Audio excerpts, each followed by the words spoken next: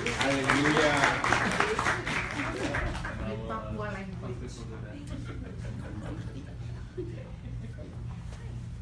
Selamat malam semua. Senang sekali bisa bertemu dengan orang-orang hebat. Kok nggak merasa hebat? Oh, Ibu Gembala sudah datang. Mas apa tadi kita? Baik. Istri saya ada di sini. Sebelahnya Betty. Jadi kelihatan kecil dia. Maaf. Ya, jangan marah saya dengan What Betty. is her name? What is her name? Oh, namanya Louis Alexander. Angkat tangan. Orang Cirebon. Oke, ada orang Cirebon di sini. Ya, Wawan bersama keluarganya. Dia penyanyi hebat di sana. Ada Caroline dengan anak mereka lagi tidur di belakang. Tommy, kemana dia kok ini? Oh, kata Tommy, dia keyboard yang hebat. Dengan anak kami lagi Irwan Lim dari Monterey Park. Kami tinggal di rumah mereka. Baik, puji Tuhan. Terima kasih teman-teman lama ada di sini kenal. Yang sudah lama nggak ketemu. Baik, kita mau belajar ya. Kalau kita mau sharing yang sekarang kita mau pelajari, saudara pasti akan merasa kagum, merasa heran. Kenapa? Karena poin ini, hal ini sering kali kita anggap kecil. Ya. Doa, wah kalau kita bicara doa itu luar biasa, itu hal besar, betul. Karena hasilnya doa itu hebat. Belajar Alkitab, itu hebat, luar biasa. Oh ya, saya beri salam dulu pada semua saudara yang ikut live streaming ini. Ya, kalau kita bicara soal pelayanan, wah itu hebat sekali, betul. Memberi persembahan, luar biasa. Tapi kita lupa satu poin, yaitu menjaga hati. Saya beritahu dulu begini kepada saudara. Yang diincar oleh iblis, ya, yang diincar oleh iblis itu bukan jam doa kita. Yang diincar oleh iblis bukan pelayanan kita. Yang diincar oleh iblis bukan semua aktivitas rohani kita. Tapi satu yang iblis paling tidak suka adalah menjaga hati yang bersih. Betul tidak? Poin ini jarang kita perhatikan. Sebab hati kita itu satu-satunya tempat di hidup ini yang sangat misteri, penuh dengan rahasia.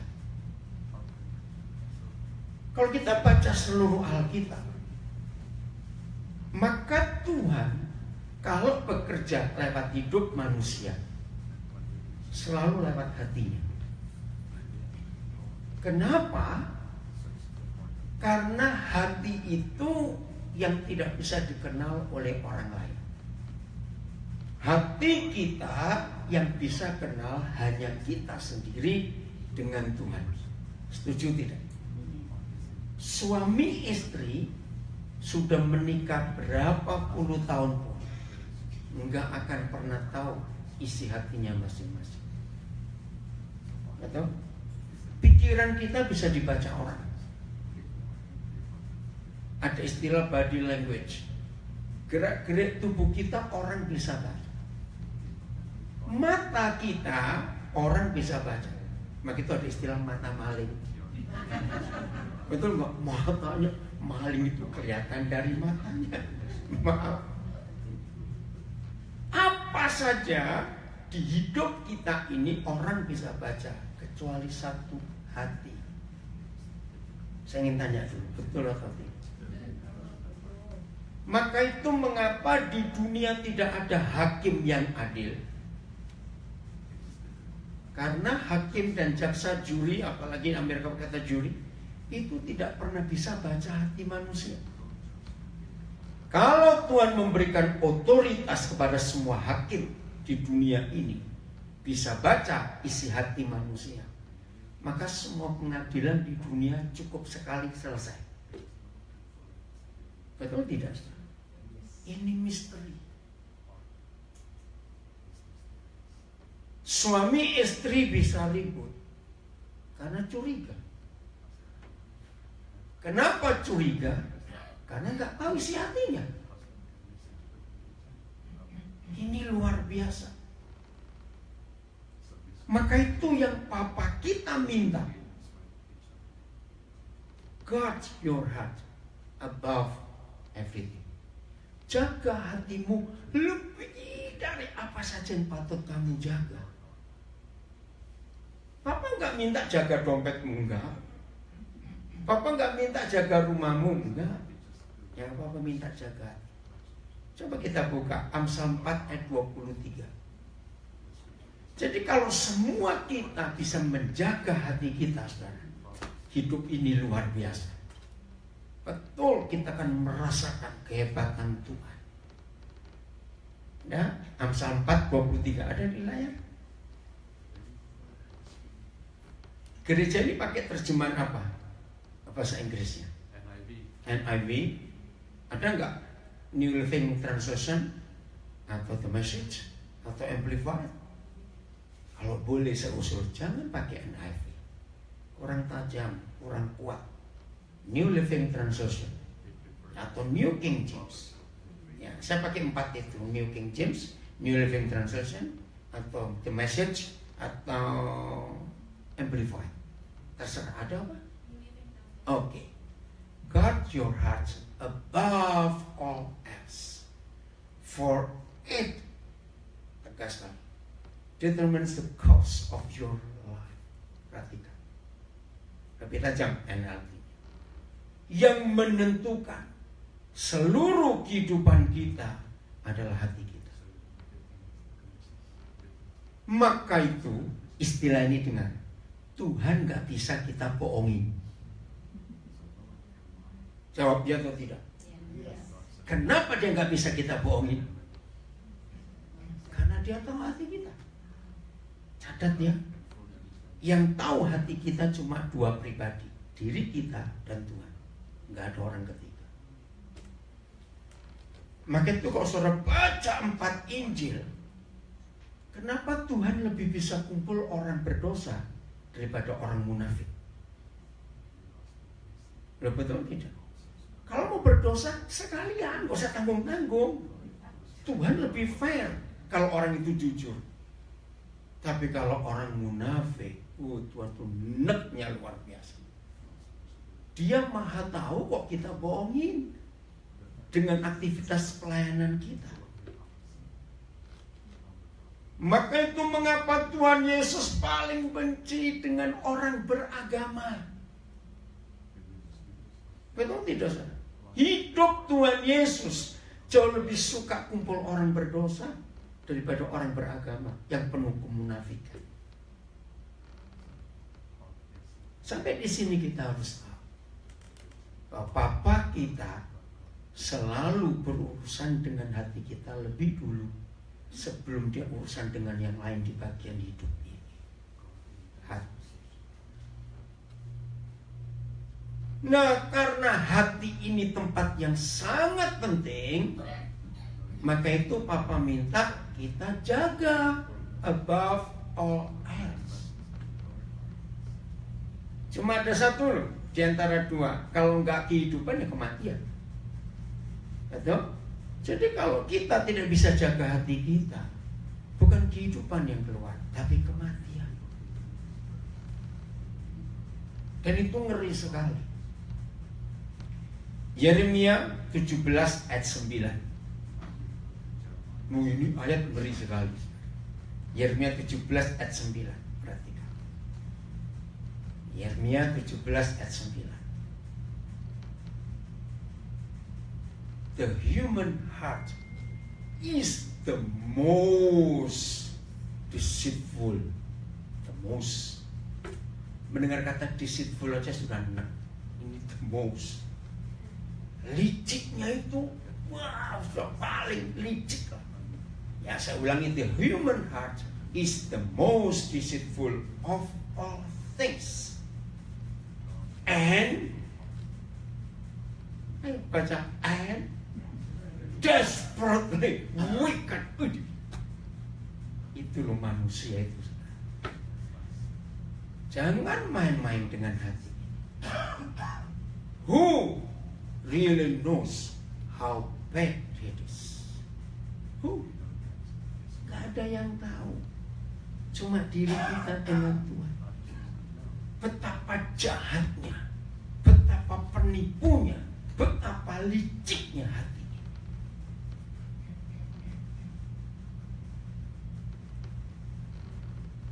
Kalau kita pernah baca Kejadian 3, buat saya itu ada ayat yang paling lucu.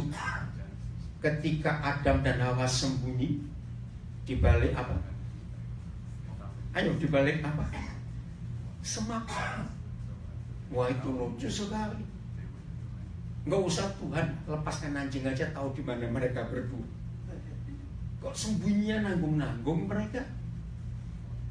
Tapi Tuhan tanya, hai manusia, di manakah engkau? Sampai hari ini di dunia teologi masih jadi perdebatan. Tuhan memang betul tidak tahu di mana Adam dan Hawa sembunyi, atau Tuhan pura-pura tidak tahu. Sampai hari ini masih perang di antara teolog-teolog. Tapi saya berani jawab, saudara, Tuhan betul-betul tidak tahu di mana mereka. Kenapa? Karena kalau ada orang tidak jujur kepada Tuhan, maka orang itu menyembunyikan diri dari hadirat Tuhan. Dan Tuhan pasti nggak bisa lihat. Masa? Oke. Kalau Tuhan pura-pura tidak tahu, berarti dia munafik. Padahal dia bencinya pada orang munafik. Kejadian 3 itu bisa dijelaskan dengan Wahyu pasal 3 ayat 20. Lihat, aku berdiri di muka pintu sambil ketok. Ini kan guyon. Saya tanya, walaupun nggak ada yang buka kunci, Yesus bisa masuk nggak? Dengan kunci, dengan pintu tertutup? Coba jawab. Nah, ini jawabannya. Kenapa dia nggak mau masuk saja? Dengar, Tuhan kita itu pribadi yang sangat sopan, cakap. Dia nggak mendobrak hati. Setuju saya ngomong? Maka itu dia berkata, barang siapa mendengar ketukan ini dan buka pintunya, aku baru masuk. Itu luar biasa. Maka itu kalau ada orang Kristen bertanya begini kepada saudara, mungkin ada orangnya di sini hari ini, maafkan saya. Kenapa Tuhan tidak adil denganku? Aku sudah berdoa pagi, doa malam, doa siang. Ya kapan kerjanya kalau doa terus? Maaf. Aku sudah doa puasa, aku sudah baca Alkitab, aku rajin melayani. Kenapa Tuhan tidak jawab doaku? Tunggu dulu.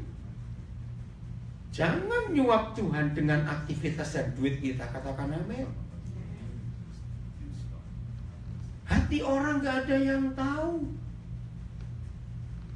Lihat ayat ini. The most deceitful of all things and desperately wicked. Licik, jahat. Lebih licik dari yang paling licik. Itu terjemahan yang lain. Ayo, siapa bisa jawab saya? Apa yang lebih licik dari yang paling licik? Jawabannya belut kecemplung oli. Selesai. Bisa bayangkan belut kecemplung oli? Iya. Apa? Kenapa, Yon? He wants to test me if I can translate that. Ini satu-satunya gereja saya pernah tahu jemaatnya beringetes pendetanya. Serius, bisa bayangkan belut kecemplung oli? Loh, bisa bayangkan nggak? Bagaimana mau pegang?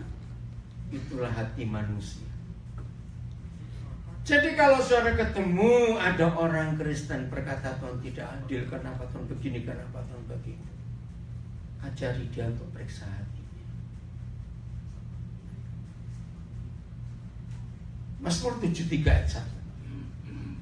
Pasti semua orang setuju dengan lagunya Don Moen, God is good all the time. Tapi setelah baca ayat ini, ternyata itu salah.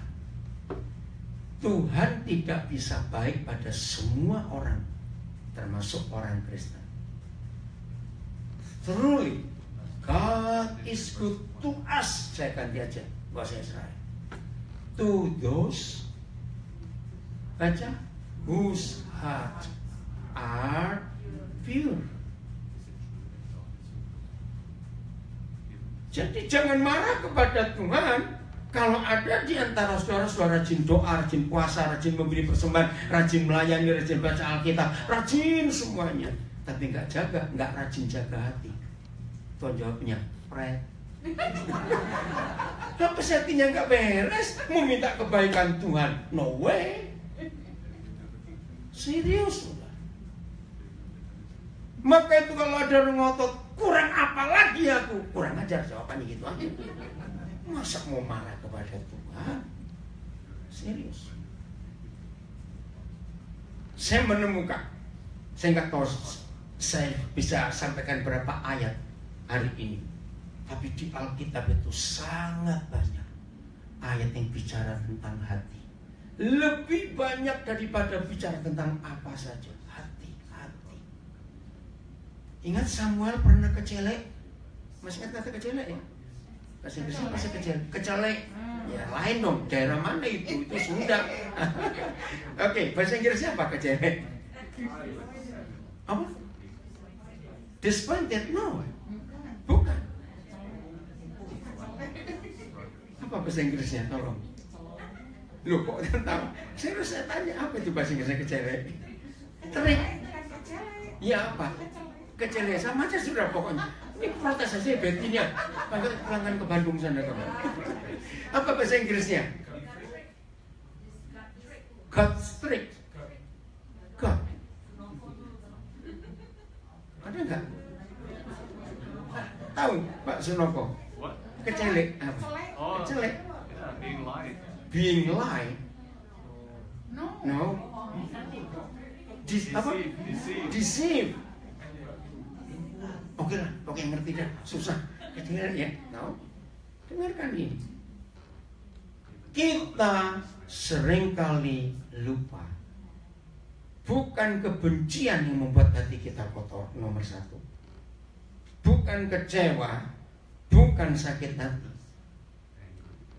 Yang membuat hati kita kotor, hal yang kecil, jengkel.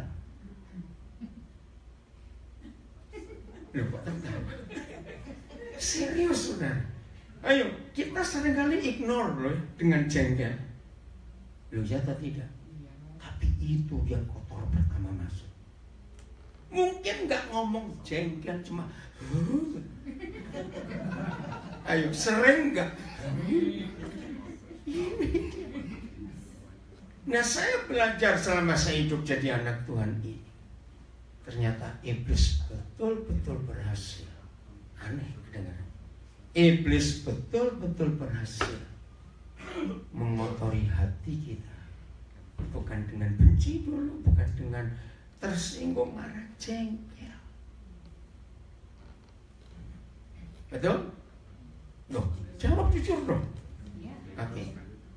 Oh, di ruangan ini nggak ada yang belum menikah, sudah semua ya. Tidak apa-apa, saya tanya. Perhatikan kalimat ini. Ternyata di dunia ini tidak ada dua orang yang begitu rajin saling menjengkelkan kecuali suami istri. Kok tertawa semua ya? Betul nggak saudara? Ini tiap saat. Nah, disitulah iblis mulai dengan mengotori hati kita, jengkel. Serius, itu buat hati kita kotor. Ada orang lupa telepon, jengkel gak? Lupa balas WhatsApp, jengkel gak? banyak sekali iblis mampu mengotori hati kita. Jengkel. Nah, kakaknya jengkel. Dari mana dia cari tadi? Tuh, kecolek. Oh, ini kecelek ya, betul. Dari mana dia tadi? Saya nggak lihat. Oke, saya taruh sini. Dengar. Kakaknya jengkel. Mau tahu nggak? Nggak suka. Nah, itu dia. Nggak suka aku. Sering nggak kita ngomongin? Nggak suka. Hati kita sudah kotor. Pure. Whose hearts are pure. Yang mendengar kata murni, pure. Benar nggak kita berkata, cuma satu titik aja. Masih pure nggak? Nah, titiknya, satu titik, itu namanya jengkel. Awas. Cobalah mulai besok ngitung, sehari itu berapa kali ada orang jengkelin. Bukan nganggur loh, enggak, untuk mengetahui betapa gampangnya setan mengotori hati kita. Betul? Belum keluar rumah, gara-gara sandal sudah ribut suami istri. Loh, kok apa? Betul? Sudah keluar rumah, masuk mobil, keluar garasi, ribut lagi. Ayo ngaku, iya atau tidak? Sudah jalan mobilnya, ribut lagi. Kenapa tadi lupa mastiin kompor? Nah, lo iya atau tidak? Ayo ngaku lah. Hal kecil-kecil. Sudah ribut masalah kompor, jalan. Keliru lu. Kenapa kecepatan? Harusnya belok kiri tadi. Ribut lagi. Halo? Iya atau tidak? Nah, mulai hari ini perhatikan. Tuhan tidak bisa baik kepada orang yang hatinya kotor.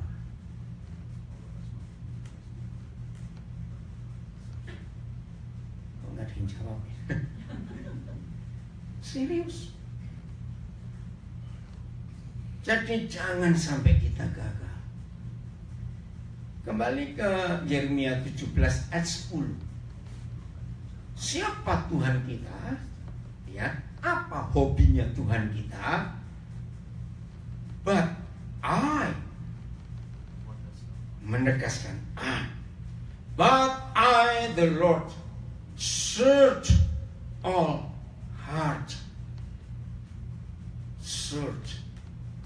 Tidak ada yang kelewatan. Dia meneliti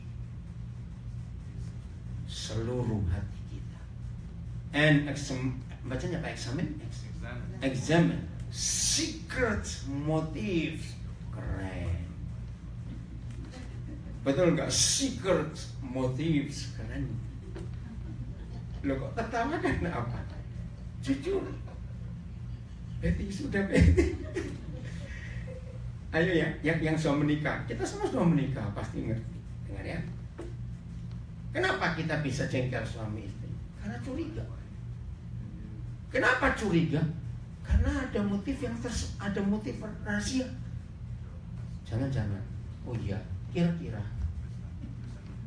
Kalau nggak terbuka seperti itu, setan bekerja. Maka itu lagi sekali saya katakan Kejadian 3 dan Wahyu 3. Kebetulan satu di kitab pertama, kedua di kitab terakhir. Pasalnya sama, pasal 3. Papa memberitahu kita, kalau kita tidak jujur kepada dia, langsung ada kabut yang menutupi kita dari matanya. Setuju kalimat ini?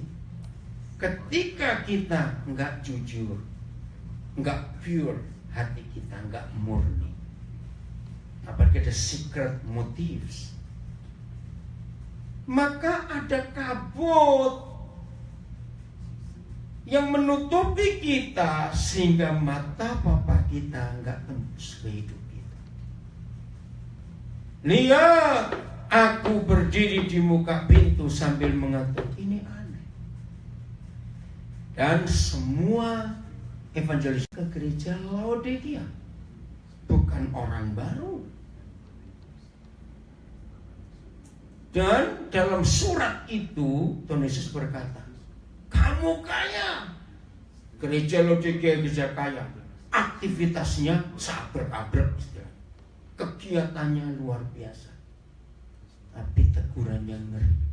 Tapi di mataku kamu miskin, buta, dan telanjang. Nggak main-main. Berarti gereja yang hebat secara penampilan, secara gedung, secara macam-macam. Masih ada khotbah, nama Yesus disebut-sebut.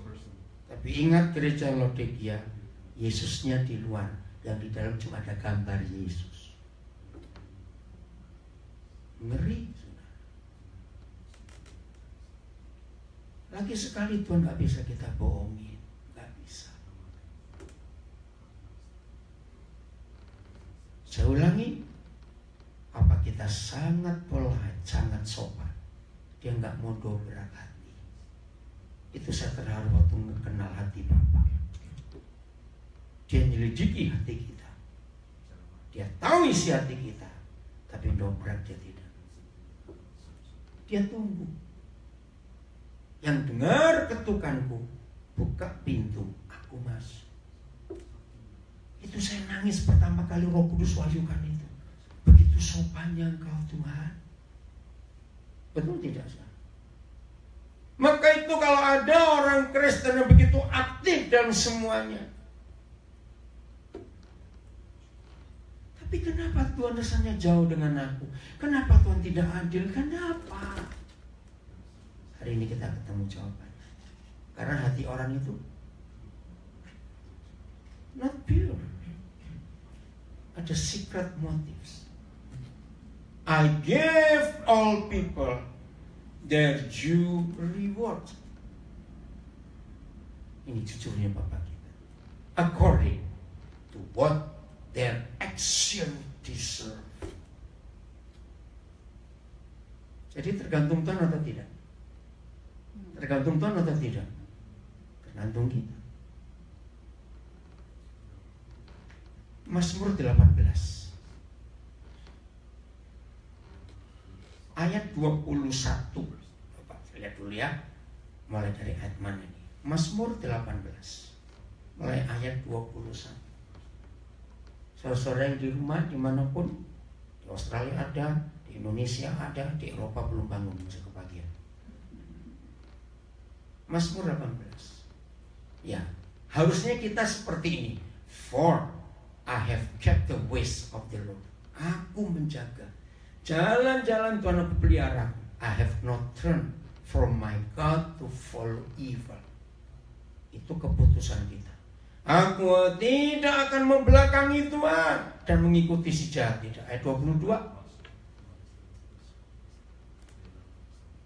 The Lord is my rock, my fortress and my savior. Oh, bukan. Ayat 22. Ayat 22. I have followed all his regulations. Kalau hati kita mau beres. I have never abandoned his decrees. Selalu hormati hukum peraturannya. Terus 23. Sikap kita harus seperti ini. I am blameless before God. Di hadapan orang nggak bisa baca. Tuhan tahu. I have kept myself from sin. Terus kalau kita bisa jaga hidup kita seperti ini, mulai ayat ini, lihat Tuhan bekerja sesuai hati kita. The Lord rewarded me for doing right. He has seen my innocence. Jadi Tuhan itu selalu mengikuti hati kita. Ya, ayat 24. Oh, 25. To the faithful, you show yourself faithful. To those with integrity, you show integrity. Berarti Tuhan fair nggak saudara? Sangat. Jadi sesuai bagaimana kesetiaan kita, bagaimana kekudusan tingkah laku kita di hadapan Tuhan. Di hadapan orang bisa pura-pura tidak. Nah, itulah orang beragama. Kelihatannya rajin ibadah, rajin ritualnya hebat, tapi lagi sekali Tuhan baca hati. Ayat 26. To the pure. Kembali. You show yourself pure.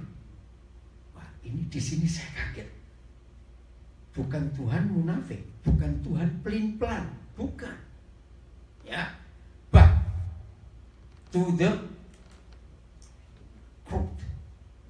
Orang yang licik, yang putar-putar. You show yourself screwed. Lama saya merenungkan ayat ini. Bukan sikap Tuhan yang enggak karuan, bukan. Tapi sesuai dengan hati kita. Saya tanya ini, banyak atau sedikit baik hamba Tuhan maupun orang Kristen rajin yang masih punya kekhawatiran? Nah, itu salah.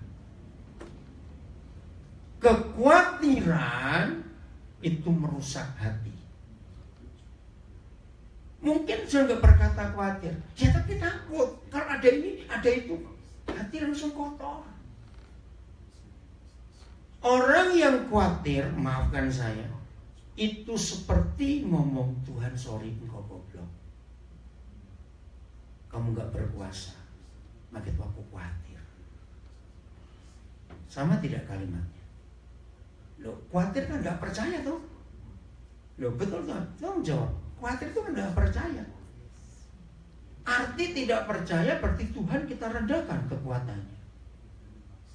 Nah, ini yang buat kotor hati. Saudara jangan macam-macam. Ayat 27 masih ada enggak? Ya, you rescue the humble, but you humiliate the proud. Maaf. Orang khawatir itu orang sombong. Kaget bukan? Lu khawatir kok sombong? Dengarkan. Orang sombong adalah orang yang sangat percaya dirinya. Lu ya atau tidak? Proud. Orang yang sombong adalah orang yang sangat-sangat percaya dirinya. Dan orang itu sulit mempercayai Tuhan, karena dia cuma percaya dirinya. Maka itu kalau tidak ada sesuatu yang buat dia secure, ya, maka itu kalau tidak ada sesuatu yang buat dia aman, orang seperti itu gelisah enggak? Jawab, gelisah tidak? Nah, padahal Tuhan ada tidak? Lu jawab dong. Tuhan ada enggak? Ada, tapi enggak dianggap oleh orang ini. Renungkan, iya atau tidak? Loh, apa artinya Tuhan enggak dianggap? Ayo dong jawab, saudara. Ingat dari awal tadi kita mulai dengan kalimat ini. Apa? Percaya diri sendiri. Tuhan gak dianggap ada di situ. Tetap rasa gak aman karena gak ada sesuatu yang dia pegang. Maka itu orang yang sedang punya duit banyak gak bisa berharap Tuhan. Oh, gak amin. Loh, betul tidak? Orang yang uangnya sedang banyak. Di Indonesia ada lagu bagus, satu-satunya yang ku andalkan.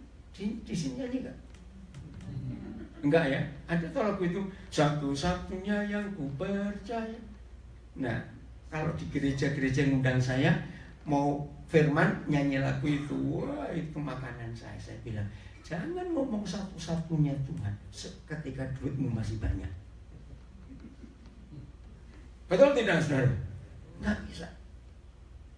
Di mana ada uang banyak, orang itu sulit mengandalkan Tuhan. Maka itu sering-sering nggak punya duit. Amin.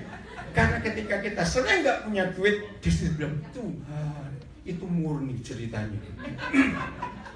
Kok nggak percaya? Dibilang, lu ya atau tidak? Coba jawab. Ketika punya uang, bilang kata Tuhan itu ngambang. Tuhan. Tapi nggak punya duit, Tuhan akan berbeda.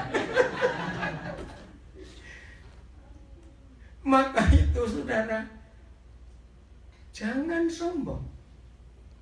But you humiliate the proud. Saya ngeri dengan ini. Tuhan merendahkan, menghabisi orang yang sombong. Karena dia nggak butuh Tuhan. Dia butuh sesuatu yang ada di tangannya, baru dia yakin. Awas. Sungguh. Mulai hari ini, latihlah diri. Saya nggak punya uang, nolkan saldo. Sulit atau mudah? Padahal di Amerika banyak insurans, kenapa takut? Oke, lanjut. Udah ya? Ngerti ya? Berarti hati ini yang kita harus jaga baik-baik, supaya kita jangan dikalahkan oleh si jahat. Jadi Tuhan mau yang tiap hari kita periksa adalah hati kita. 2 Taware 16 ayat 9. Second Chronicle 16 verse 9. Ya, yang Papa cari apa? Ini luar biasa. 2 Taware 16 ayat 9. The eyes of the Lord search the whole earth in order to strengthen those whose hearts are fully committed to Him. Jadi tiap pagi di waktu kita, ya karena paginya Amerika kan malamnya Indonesia masalahnya. Pokoknya tiap pagi lah ya, paginya kita. Mata papa kita langsung keliling dunia cari. Bukan cari siapa mau khotbah, bukan cari yang ikut doa pagi, enggak. Apa yang dia cari? To those whose hearts are fully committed to Him. Mencari orang yang hatinya total berserah, committed, total, fully committed.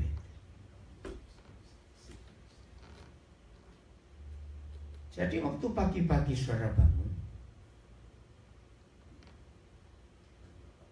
langsung ngecek saldo atau ngecek hati? Loh kok tertawa? Saldo gak usah dicek, hati yang perlu dicek. Amin. Begitu bangun pagi, langsung pegang dada kiri. Total surrender gak ya? Fully committed gak ya? Pure enggak ya hati? Itu penting sudah. Maka kalau Papa menemukan pagi-pagi kita bangun, hati kita beres dengan Dia, percayalah sepanjang hari itu aman semua. Karena Dia akan jagai kita. Sudah, yang rajin jengkel bertobat hari ini, gitu aja. Nggak ada yang ngapain, berarti nggak jengkel semua. Puji Tuhan. Yang rajin jengkel, nanti ya harus. Kemarin mau berangkat, ada yang titip saya jengkol. Nah, kalau jengkol nggak apa-apa, jangan jengkel. Itu mengotori. Serius karena, selama saya hidup ini, saya lihat setan itu memang berhasil mengotori hati kita. Jelas ya? Nanti kita diskusi, saya kasih nomor telepon saya nanti, ayo kita diskusi lebih banyak. Saya senang kalau kita belajar Alkitab. Jadi lagi sekali, yang Papa kita cari apa? The eyes of the Lord search the whole earth. Jadi nggak ada yang kelewatannya. Gantung hati kita bagaimana terhadap Dia. Maka itu pagi-pagi langsung bereskan hati. Yang pertama saya katakan tadi, yang rajin jengkel, bertobat. Yang kedua, yang rajin khawatir. Betul? Yang ketiga, yang rasa nggak aman kalau nggak ada sesuatu, bertobat. Baru sakit hati, iri, cemburu, dan macam-macam lagi. Yang gede-gede, yang kecil-kecil saja kita urus dulu. Supaya hati ini tetap bersih. Oke, saya merasa ada satu dua orang yang tanya. Ayo, ada yang mau tanya sesuatu? Sampai di sini suara ganjelan di hati atau di pikiran. Saya berkesempatan satu dua orang. Ada? Mau nanyakan sesuatu? Ya. Is it possible if we pray? Of course.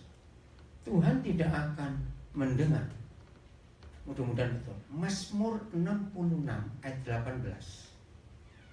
Coba lihat.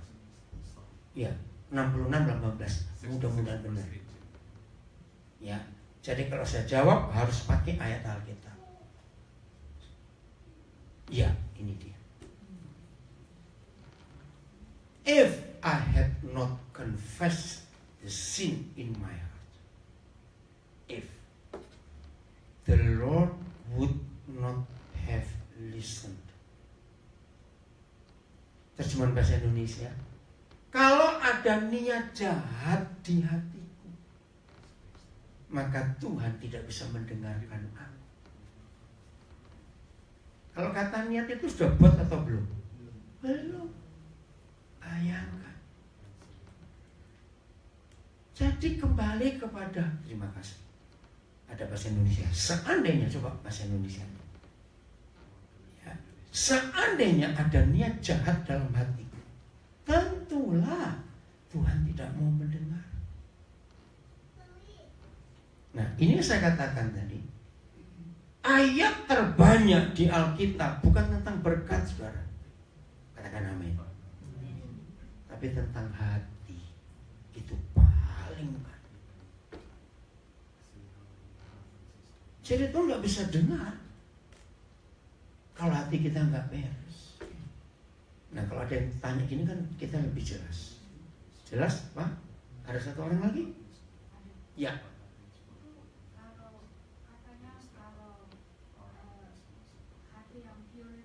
Ya. Titik itu jengkel. Ya. Yang sedikit. Tapi kalau kita mengatasi jengkel itu bagaimana supaya apa? Supaya pure. Iya. Haleluya. Pertanyaan bagus. Oh, ada lagi. Apa itu? Kalau kejengkelan itu sering datang. Ya. Terus mana bisa kita mengatasi kejengkelan kalau hidup kita sehari-hari itu menuntut untuk supaya apa-apa jadi beres atau bagaimana mengatasi kejengkelan. Nah, ini masalahnya memang. Maka itu dari awal tadi saya ngajarkan, kita seringkali sibuk dengan hal-hal besar. Jangan berzina, jangan membunuh, jangan mencuri. Betul. Tapi kita lupa yang kecil, jengkel. Pertanyaannya, kan tiap hari kita suka dijengkelkan orang. Bagaimana cara ngatasinya? Ini jawabannya, dengar. Karena iblis itu tahu kita langganan jengkel. Ngerti kalimat langganan jengkel? Hobinya jengkel. Begitu iblis tahu hobi kita jengkel, ada saja yang dikirim jengkelkan kita. Catat ya, kalau nggak ketemu orang, Tuhan pukul pakai kucing tetangga tuh buat kita jengkel. Pernah nggak kita dijengkelin kucing tetangga? Nah itu. Jadi kalau iblis tahu hati kita gampang dijengkelin, dia terus akan ganggu. Tiba-tiba aja ada orang salah telepon, baru halo situ maki-maki. Nah itu pancingan. Begitu dengar maki-maki, langsung aja, Tuhan berkati kamu ya, kamu ini salah telepon. Ngomong aja yang manis. Nah, cara menghadapinya, kumpulkan orang-orang yang jengkelin saudara. Loh, kok serius? Kalau kita rajin ngumpulin orang-orang yang jengkelin kita, ajak makan. Loh, kalau kaget, betul. Itu kan yang Tuhan Yesus saja. Coba perhatikan.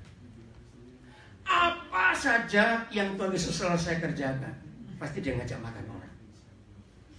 Loh, betul enggak?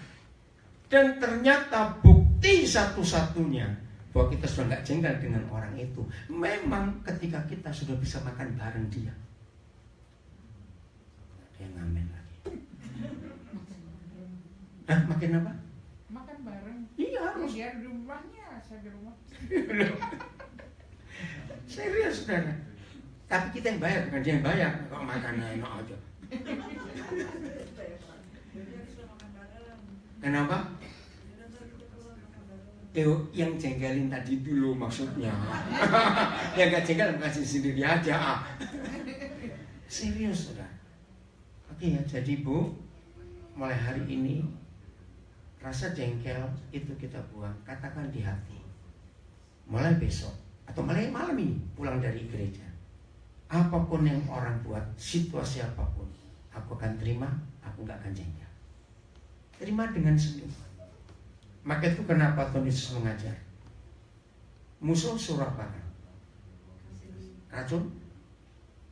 Musuh kita suruh ngapain? Kasih. Orang yang membenci kita suruh apain? Berkati. Itu kan aneh. Jadi caranya membuang jengkel yaitu tadi berkati. Orang-orang yang jengkel itu berkati. Nah, kata berkati bukan cuma Tuhan berkati. Karena kalau ada orang sedang jengkel hatinya, kata gini, Tuhan berkati orang itu jengkel. Betul enggak? Ngomongnya berkati tapi nadanya. Ayo kita jujur pada diri kita sendiri. Jelas ya Bu? Jadi harus mulai hari ini orang-orang kita berkati. Justru katakan, terima kasih Tuhan ada orang-orang seaneh itu. Ngapain juga? Terima kasih karena kita dilatih. Jelas? Oke. Poinnya, untuk apa kita menjaga hati kita tetap murni? Ini poinnya. Apa yang terjadi dengan hidup saudara dan hidup saya kalau Tuhan tidak bisa hadir dalam hidup kita? Sin. Satu, ada dosa. Bukan cuma itu. Yang paling penting bukan cuma dosa. Apa yang terjadi dengan hidup saudara dan hidup saya kalau Tuhan tidak hadir di hidup ini? Maut. Terlalu tinggi. Yang kecil-kecil dulu. Oke, begini. Di dalam ibadah kita, pelayanan kita kepada Tuhan, doa, pelayanan dulu. Kalau Tuhan tidak pernah hadir, berarti kita jadi orang munafik. Karena siapa yang kita layani kalau nggak ada Tuhan? Betul?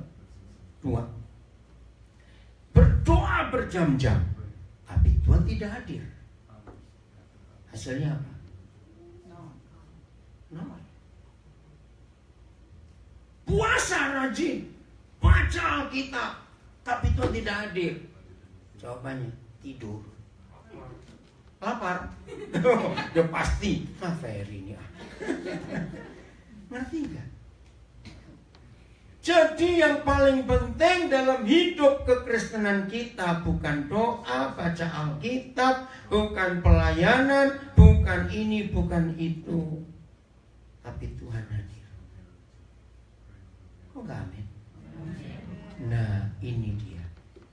Ternyata kehadiran Tuhan ditentukan oleh kemurnian hati kita. Kenapa begitu? Dengar. Hubungan kita dengan Tuhan sangat ditentukan oleh hubungan kita dengan orang lain. Pernah dengar gak kalimat ini? Hubungan kita dengan Tuhan sangat ditentukan oleh hubungan kita dengan orang lain. Ternyata setan lebih tahu ayat ini daripada kita. Buktinya, maka itu yang mereka ganggu bukan hubungan kita dengan Tuhan dulu. Yang setan ganggu hubungan kita dengan sesama kita. Ya atau tidak, saudara? Begitu gampangnya setan merusak hubungan ini. Gampang sekali. Itu tadi salah telepon, salah WhatsApp, salah text message, kecil-kecil, jengkel aku nafas. Betul? Kita buka Ibrani 12 ayat 14. Mudah-mudahan kita semuanya menyadari hal sederhana dalam hidup kekristenan kita. Work at living in peace with everyone. Work at. Pursue, terjemahan New King James. Berusahalah hidup damai. With whom? Everyone. Everyone itu berapa? Bukan banyak. Bukan banyak. Misalnya penduduk resida itu misalnya 60.000 orang. Misalnya Tuhan kepada 59.999 orang saya aman. Tapi yang satu,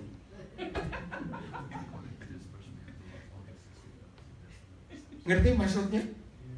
Berarti kita gagal gak? Gagal. Apalagi doakan, kok gak mati-mati ya orang itu ya? Maaf saya, karena saya pernah ketemu orang kayak begitu. Loh, kenapa kamu gak mendoakan dia mati? Gara-gara dia aku keganjel ketemu Tuhan. Ya ampun. Sampai ngomong seperti itu. Work at living in peace with everyone. And work at living a holy life. Harusnya. And work at living in peace.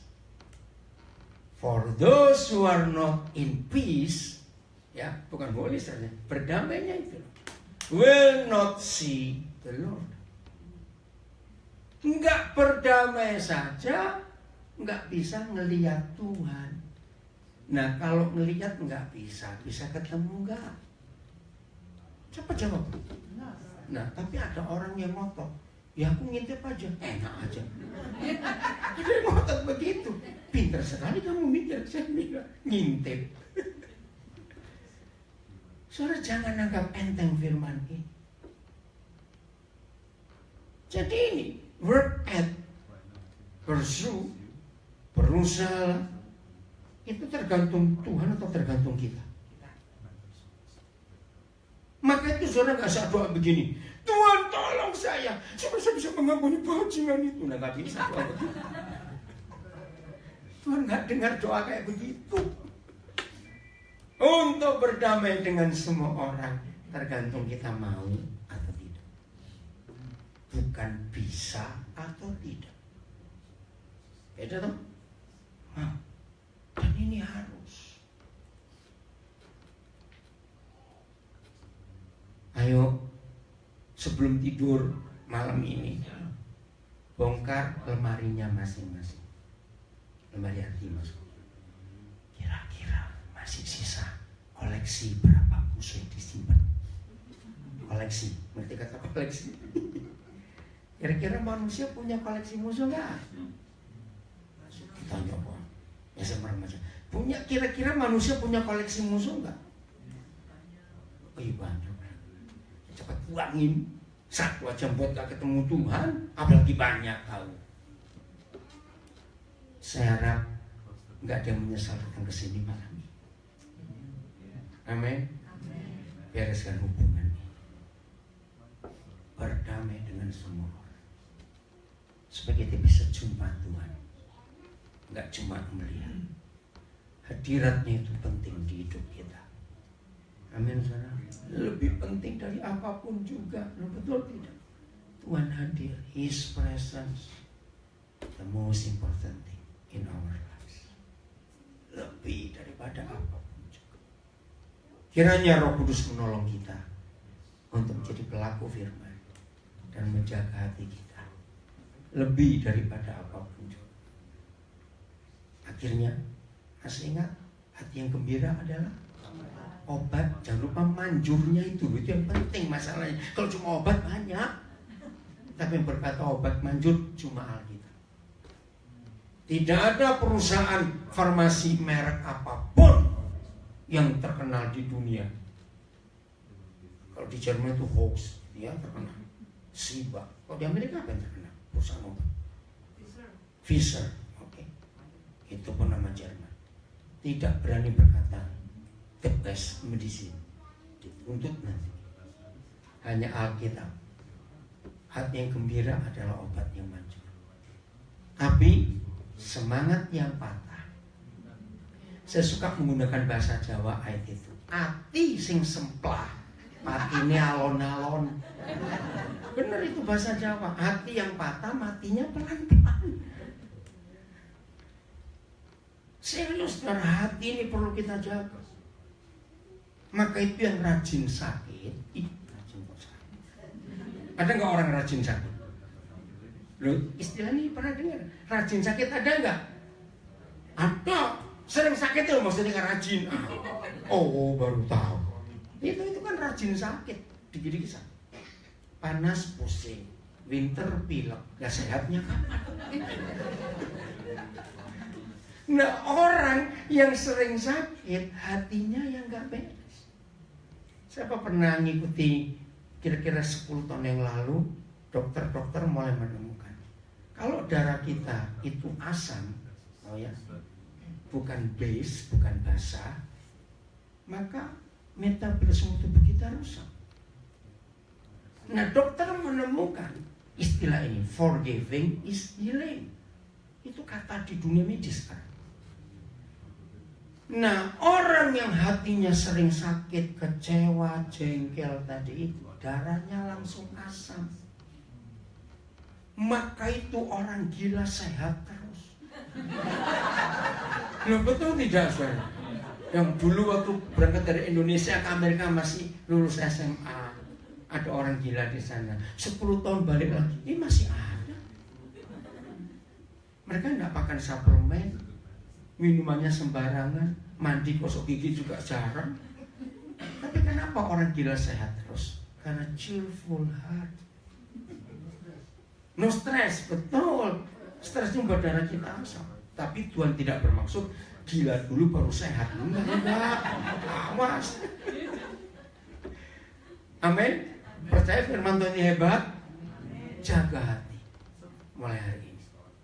Yang gampang jengkel, katakan iblis. Iblis, selesai sudah, kamu gak boleh langganan. Oh, ya kenapa lagi? Sebentar. Apa? Berapa? Oh, how many times dibaptis? Cukup sekali, Pak. Ntar lama-lama pilek kalau banyak dibaptis. Maksudnya gimana? Oh, maaf.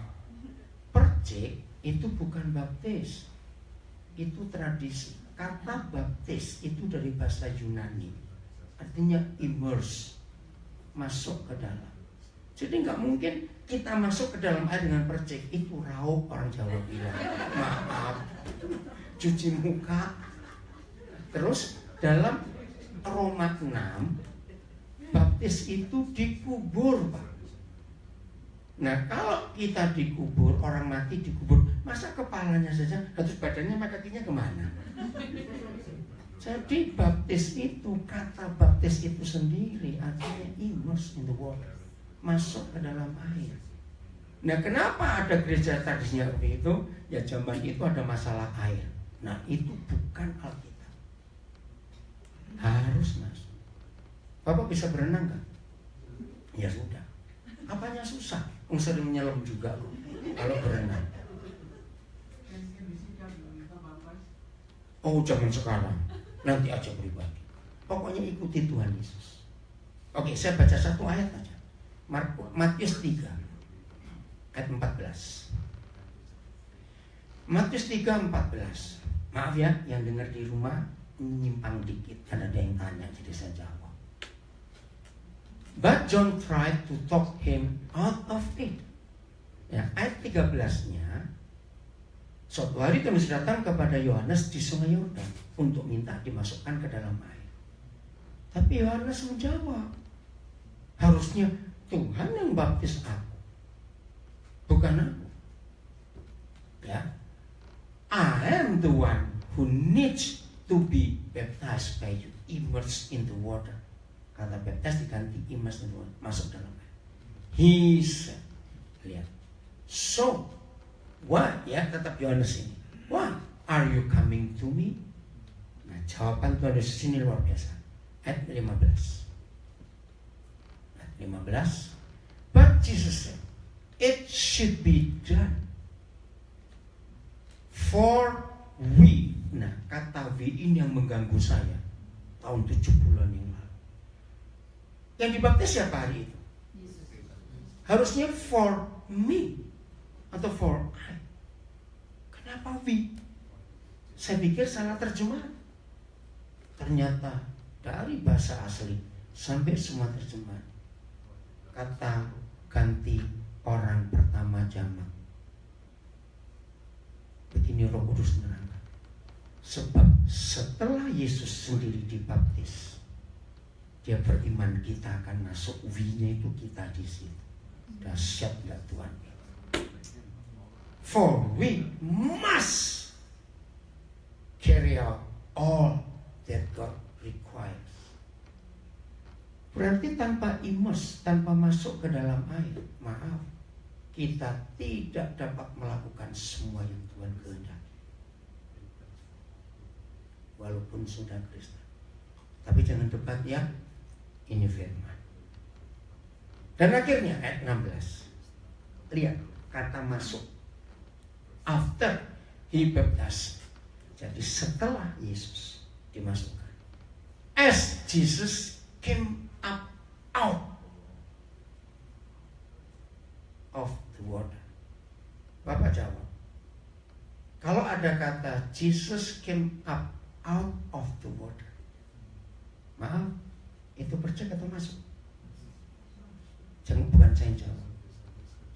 Dan terakhir, kalau yang ringan untuk dicelup aja kita susah melakukan, bagaimana yang besar-besar hukum lebih berat itu kita lakukan? Betul nggak saya bicara ini? Kalau yang kecil, ayo dicemplungkan itu susah atau mudah? Biasanya nyemplung kalau berenang. Ngerti maksud saya, saudara? Tolong bagi yang masih ragu-ragu dengar. Yesus saja pernah dimasukkan, maka itu dia keluar. Ayolah kita ikuti apa yang dia buat. As we, kata itu. Kiranya Tuhan memberkati Bapak. Kok salah? Oke, saya lanjutkan. Jadi pulang dari sini mau jaga hati. Loh, kalau nggak rugi loh. Halo? Sebelum tidur buka almari hati, periksa. Ini koleksi musuh tahun 74. Wih, namanya. Ini koleksi tahun 75 itu di Italia. Wow. Ini koleksi tahun 81, waktu aku di Kanada. Ayo kita jujur. Tuhan memberkati kita semuanya. Kawan, ini adalah lagu enggak? Pak Gembala di sini maju. Sampai ketemu ya, yang di mana-mana dengar ini. Ya. Matiin ya, yang Facebook jangan. Ya Pak Gembala nanti maju ya. Ini Alvaro.